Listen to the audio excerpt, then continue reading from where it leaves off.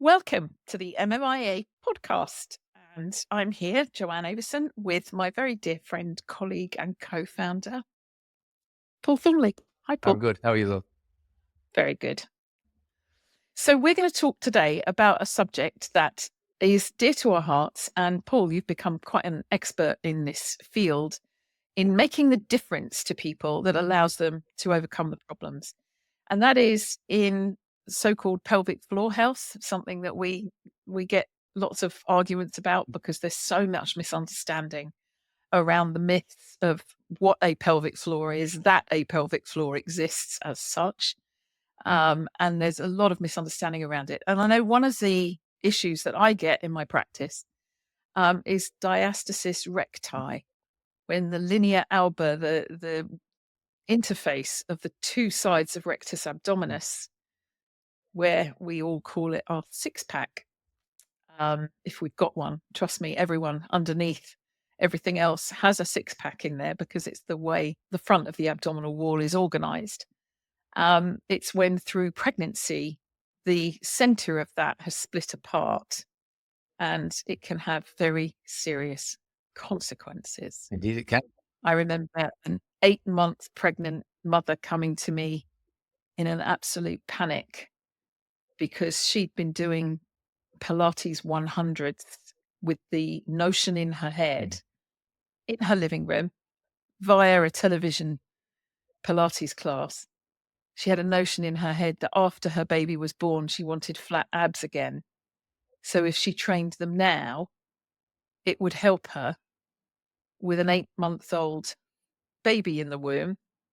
And she was completely horrified when she said, I can practically see this baby's fingernails. And I said, how thick did you think your abdominal wall was?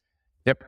And I think it's something that a lot of people have an idea that there's at least 1.5 inches. When I say to somebody, how thick is the abdominal wall, they set their finger and thumb usually 1 to 2 inches apart, imagining the bulging muscle down that, and especially if there's a six pack kind of thing.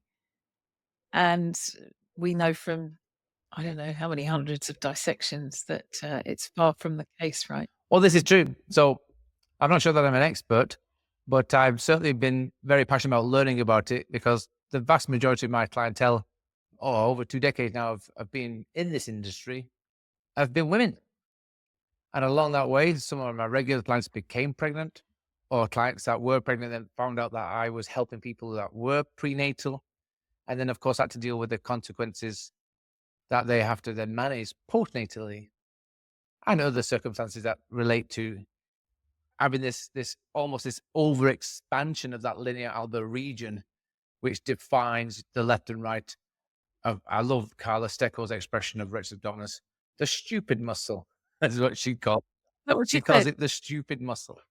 And I love that from a really renowned professional who is very into women's health, that this obsession with this one particular area of the body overwhelms the health benefits of understanding the collaboration of the tissue around the whole region. But it is what it is. It's the world we live in.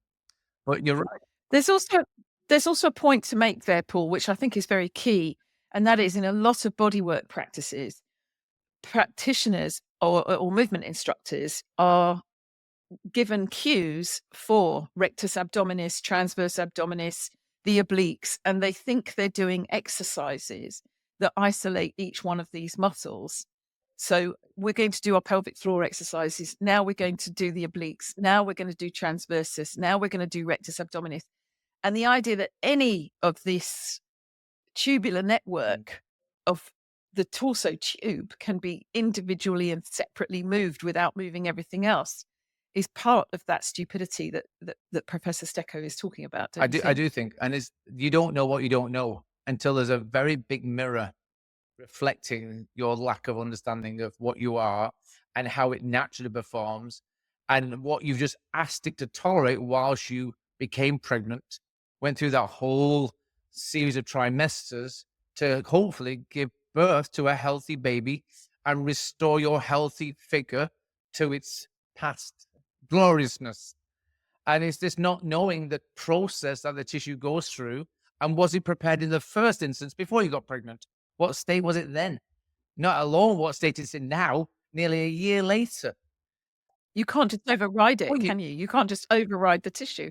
And that's what I think is so lovely about your work. And in Myofascial Magic in Action in the book, Karen Kirkness writes about the effect of recoil, because in fact the entire body, including the uterus, spirals back into shape very rapidly. But we don't let it do that, do we? We sometimes well, override what's naturally going to we serve try us. to So impose change on it when it's in the middle of yeah. doing its own natural transformation, depending on the quality of it. And if anything reinforces our prime principle of living tissue being an anti-stretching tissue, going through pregnancy reinforces that. You cannot not see it. As your body is expanding, it is trying to resist expansion to make sure that you maintain integrity so you can maneuver while you go through your trimesters, that you can stay and maintain that integrity so you can move efficiently and suffer little or reduce the effects of this postural and torso change where this load is having to shift and navigate and find its own space inside you, and you still be able to function externally. And this is the thing, I think it's important people pay attention that we're not this parts and pieces package that the medical and fitness world would like you to believe, and that you can restore this beautiful symmetrical relationship of this organic tissue just because they say this is the core, this is their abs, this is the transverse, here's a pelvic floor, here's a diaphragm, as if those jigsaw pieces, they automatically fit together so deliciously and so perfectly that it's as if nothing ever came along and interrupted that harmony. But one thing that will challenge that harmony for sure is becoming pregnant, because whether you like it or not, you're going to get bigger, and your death. And they're not separate pieces. And that's the other piece in this that I remember with deep affection and awe was this shape moves, thank Yeah. God. And it's moving. And as it gets bigger and bigger and bigger, it starts seriously it was hilarious in some ways. I mean, I had whole conversations, Yeah. but anyway, that's another thing. What I wanted to ask you, Paul, is do you find just starting us off that you get resistance to working with people because you're a Yes. man? I mean, you haven't been through a pregnancy, you're never going to. So, do people ever say to you, "Oh no, I'm not even listening to you because you're a bloke"? Yes, of course. That's the natural response. What would you know? And that's true. And it's an unfortunate situation, really, because you associate knowledge with a gender, depending on the environment they're in. Yes, that's just a general understanding. And yet, if you go to a hospital, most gynecologists are men. I don't know why that is. I think it's just the bias to that profession. And are women available for those positions? In my Pilates world, I'm one of I say, a smaller percentage of that taught Pilates. The vast majority, I mean, if we have to give it a figure, maybe 85 to 90% would be women, and the rest might be men. But I like working with women. However, what it did, it led me to these precarious situations where I had to speak up and help women's health. So I wanted to become familiar and understand the topic. So in my early years, where I was first teaching in Ireland, I went to the local hospital and introduced myself to the maternity wing and the matron on that wing and says, I'm a local Pilates instructor. It says in my remit that I'm able to help women that have a requirement for prenatal care. And of course, I should be able to help them postnatally. And I've got some idea, but really I don't. I've had 2 children. I was there for both of their births. They were very different. One scared the hell out of me. The other one, I was nearly doing like a Brazilian carnival. It was so awesome. I said, but I recognize that each woman goes through a very different process. Can you help me understand it better? And thankfully, the matron there was like, she was overwhelmed that somebody bothered to come in and ask. She was super chuffed that there was help external to the hospital. And I went in probably once a month to that ward and talked to her and explained some of the people I was having to deal with so that I understood each of the different circumstances that this woman was going through, why she'd found herself in that particular scenario, and then how might I really address my movement style to her to help her recover quickly and more appropriately, given a better time frame. Because often women in a rush, they're busy. They've become a mum. They've got 1,000 things to do. And then you add Mm. on, restore your looks so that your partner finds you attractive again is way down the list. But they recognize that they want to get back into it, get back to life, because being a parent is overwhelming. Being a parent that has to work is double overwhelming. Being a parent that has to Mm. work and struggle financially is incredibly overwhelming. And then you say that you've got to organize and fix yourself as well. It's a huge thing to add to the list. So I try to make it my mission, if I could, knowing that this is the process, having been through it in a relationship myself with my own ex-partner and the two children we had, is let's give them the best information before they have the baby. Let's prepare them as much as we can for those postnatal outcomes that we know are likely to come in some degree or another, so that they're better informed and they're better prepared and they're more proactive about it, rather than waiting to those postnatal nightmares overwhelm them, and often in all too many cases really, really influence the way they parent, the way they restore their relationship, and the way they restore themselves back into the workforce. And if you can have a more positive effect there, then you restore their self-esteem and they become a better parent, a better partner, a better work friend, and a better friend generally, because they're not overwhelmed by something they can't control. But if only they were told how to. So we've got two subjects here, and we're going to do them in two separate podcasts. One, we're going to talk about pelvic floor and prenatal. And I think in this one, you've recently had an experience yourself. Tell us the story of somebody postnatal with diastasis recti. That's right. She was in the class recently, and we were doing a series of movements that we would traditionally do in my myofascial Pilates class. But I do all of my work very much on the micro management and micro positioning of us, so that we organize our body and its shape and its form, so it can perform the more glamorous, complex movements. But I have a very deep focus on the micro first. This was Yeah. not her experience.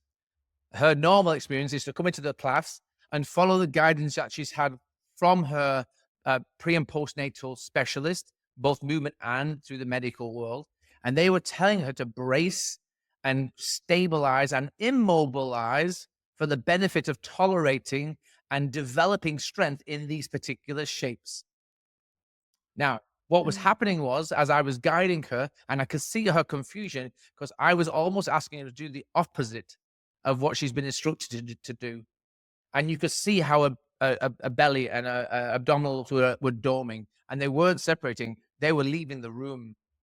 She was unable to manage the low intensity that I was offering in any meaningful, controlled way, because she hadn't been guided or taught the skills to do so in a way that she was able to achieve. So we went on for a few minutes and I tried to alter what I was saying and give us some various positional changes to take away this excessive pressure that was literally revealing itself in front of both of us. It was almost like Sigourney Weaver, you know, the alien on Alien that comes out of the chest. That was happening around Yeah. her abdomen. It was really profound. And I said, hold on a second, let's stop for a second.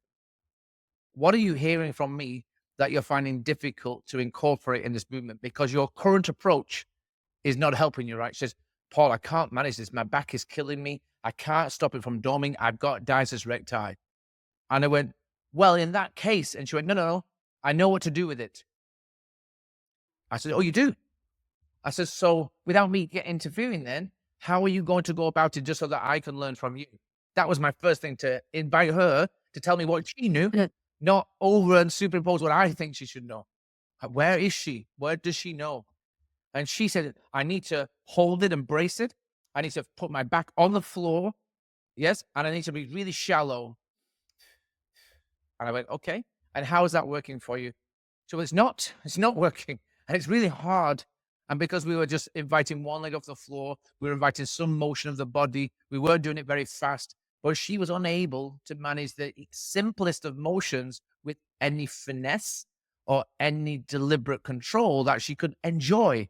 She was fearful of these subtle changes of base, which were overloading her ability to maintain control as the forces were being inappropriately distributed, and it couldn't cope her internal structure, and it was collapsing inside, which resulted in this extreme shape change. And all that pressure inside was literally trying to burst out of it, almost like a volcano. Well, it's got to go somewhere, right? And I love one of the things that you said, because I just want to flag it, which is, I know that you start very low and Mhm. slow and you build, because in your world, in my world in Yeah. yoga, if you can't do the low, slow, tiny micro Mm. movement, you aren't going to build on it successfully, so that there's a natural advantage coming with as you grow with that Yes. possibility.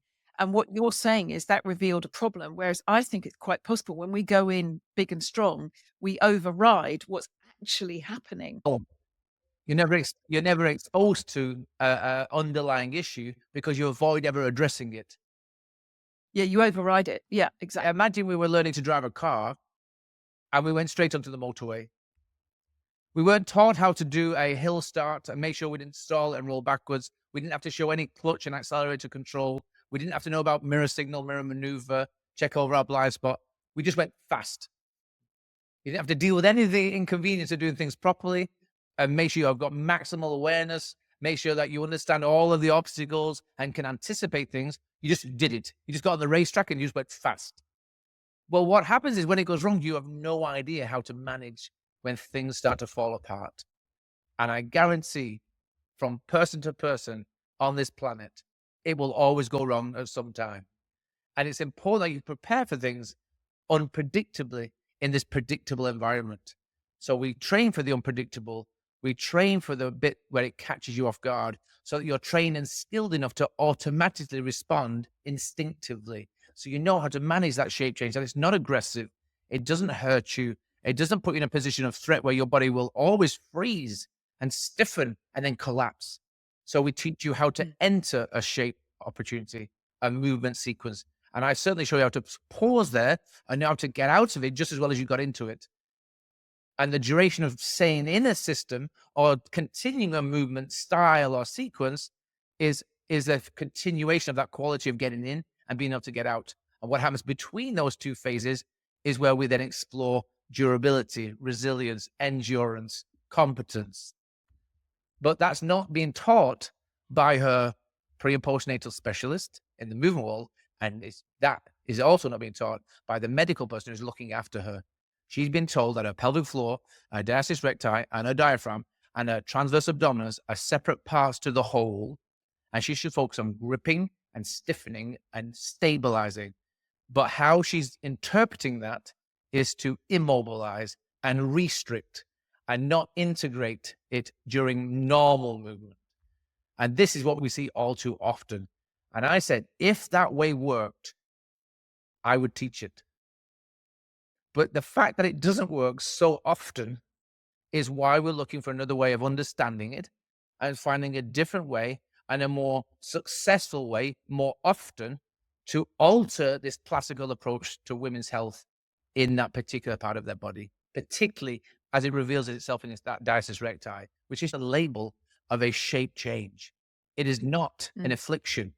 You're not going to die because of it, but you need to be aware of the impact of the effect of having that effect on you. And the outcome of it is something we can manage. And can we restore it? We can restore better integrity, but not in the current way of approaching it, where they treat you in a very linear fashion. They make sure you do everything very isolated, and they make sure you do it in supine more than any other position. When you're lying on your back in a nice passive way on a flat surface that will not negotiate with itself, you must negotiate it with yourself and change your shape to accommodate that floor. And then you invite the intensity of limb lifting or body flexing into an area that is in an inappropriate position to benefit from it, because it does not then translate to a vertical wall where we truly live. Wow. So all the reasons why not to do the standard Kegel stroke, bracing, stroke, holding. Whereas if you have a really lovely fabric that acts more like a trampoline, and the trampoline is being tensioned by the exterior of that tissue and fabric, which is your thighs, which are directionally reactive to where your feet are, you'll have a very different fabric response and an integral reaction to movement, rather than being passive and then trying to stimulate that reaction in your groin in a horizontal or prone or 4-point kneeling position. So basically, that's where your lovely phrase, the pelvic foot, comes from, because we think that's so important. We talked about that in another podcast. So click the subscribe button. Please do. And you'll see the list of all the podcasts and episodes that we've got on YouTube, which I think that's one of them. And in the next episode, we'll talk about the whole pelvic floor, and maybe we can do a little breathing exercise when we do that to help find this. Thank My you, pleasure. Paul. Speak soon.